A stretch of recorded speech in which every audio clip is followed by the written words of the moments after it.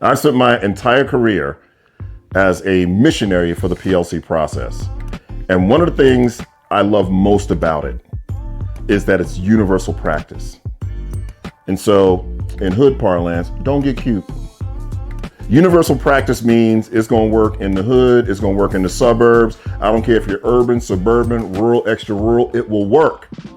Which means don't get cute. Don't try to make it your own. Don't go from 3 big ideas to 4 big ideas. Don't add a 5th question or just have 3 critical questions of a PLC. It works. All you need to do is to commit to the system, submit to it, and let your performance do your thinking.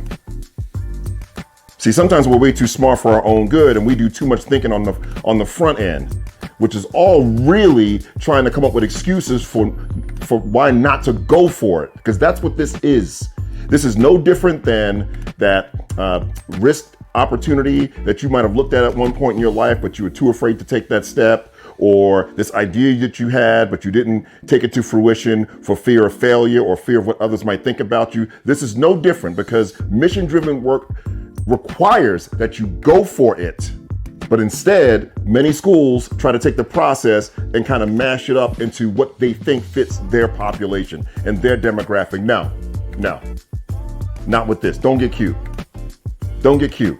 I don't care who you are. And I've had success with this model in completely diametrically opposed populations and demographics. So I'm not the one. And I'm telling you, this is universal practice. And if you're not executing it, right, as laid out, you got to ask yourself why.